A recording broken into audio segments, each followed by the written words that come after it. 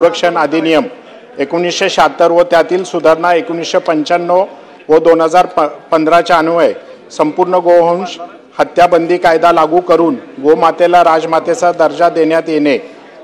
सदर कायद्याच्या कलम 5A, 5B, 5C, 5D अंतर्गत गोवंशाची कत्तल, विक्री, वाहतूक व अवैध व्यापारावर बंदी असल्याने गोवंश हत्या कायद्यातील उल्लंघन करून गोवंश निर्यात करण्यासाठी वापरण्यात येणाऱ्या वाहनांना व व्यक्तीवर कडक कारवाई होत नसल्याने राज्यात अनेक ठिकाणी सदर कायद्याचे उल्लंघन करून गुप्तपणे कत्तलगृह चालवणे किंवा बेकायदेशीररित्या घरांमध्ये गोवंश कापले जात असणे।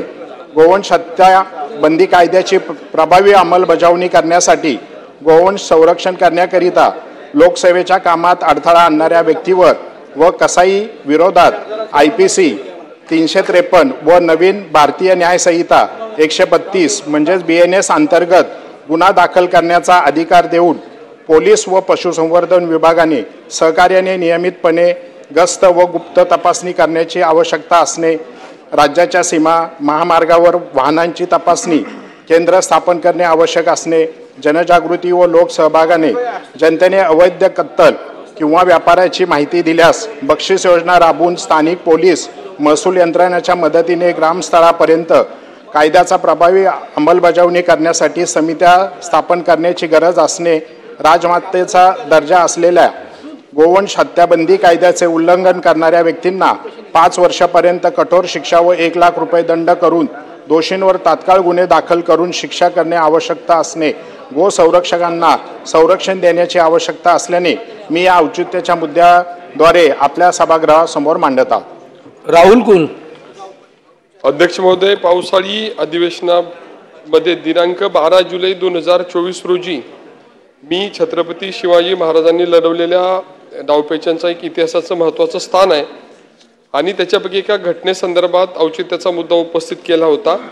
छत्रपती शिवाजी महाराजांची आग्र्यावरून सुटका 17 ऑगस्ट 1666 रोजी छत्रपती शिवाजी महाराज छत्रपती संभाजी महाराजांसह आग्र्यावरून सुटका झाली आणि छत्रपती शिवाजी महाराजांच्या पराक्रमाची आठवण म्हणून 17 ऑगस्ट हा दिवस आनंदोत्सव दिन म्हणून साजरा करावा अशी मागणी मी सभागृहामध्ये केली होती। माननीय नामदार आशिष शेलार साहेबांनी 2 महिन्यापूर्वी जाहीर केले होते की 17 ऑगस्ट हा दिवस शिवचातुर्य दिन शासन स्तरावर साजरा केला जाईल। त्या संदर्भातली कार्यपद्धती शासनाने तातडीने जाहीर करावी। त्याचबरोबर अतिशय महत्त्वाचा निर्णय विठ्ठल रुक्माईनी वारी योजनेच्या अंतर्गत घेतला गेला होता आणि त्याच्यामध्ये वारकऱ्यांना मृत्यू झाल्यास 4,40,000 ते 60% अपंगत्व आल्यास 74,000, 60% अधिक अपंगत्व आल्यास 2.5 लाख रुपये, 1 आठवड्यापेक्षा अधिक कालावधीत इस्पितळात दाखल करण्यास 16,000 रुपये आणि 1 आठवड्यापेक्षा कमी झाल्यास 5,400 रुपये असं जाहीर केलेलं आहे। शासनाचं अतिशय चांगला निर्णय आहे, परंतु शेवटची माझी एक सूचना आहे, त्याच्यामध्ये केवळ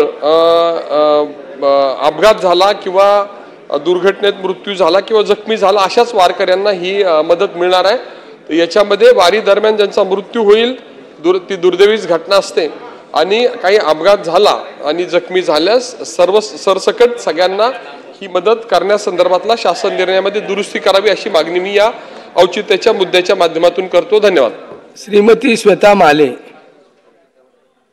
धर्मराव बाबा आत्राम। अध्यक्ष महोदय, मॉडेल स्कूल ही योजना राज्यात बंद झाली असणे, परंतु तत्कालीन शालेय शिक्षण मंत्री यांनी दिलेल्या निर्देशानुसार राज्यात एकूण 6 मॉडेल स्कूल सुरू असून त्यापैकी 4 शाळा गडचिरोली जिल्ह्यात सुरू आहेत। मॉडेल स्कूल करता शाळा संकेतांक क्रमांक तसेच इयत्ता 10वी करिता बोर्ड परीक्षा मंडळाचा संकेतांक क्रमांक सुद्धा देण्यात आलेला आहे।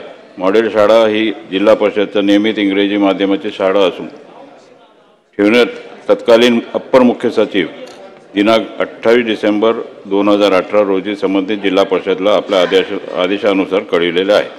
जिल्ह्यातील 4ही मॉडेल स्कूलचा निकाल गत अनेक वर्षापासून जिल्ह्यात अग्रस्थानी राहत आला आहे। तसेच मॉडेल शाळेतील विद्यार्थिनी गुणवत्ता उत्तम असून शाळेचे अनेक उत्कृष्ट विद्यार्थी या देशाला दिलेले आहेत। मागील काही वर्षापासून मॉडेल स्कूलमध्ये शिक्षकांची नियमित नियुक्ती जिल्हा परिषदकडून करण्यात आली नसल्याने शाळेत शिक्षकांची नेहमी कमतरता असणे निदर्शनास आलेलं आहे. त्यामुळे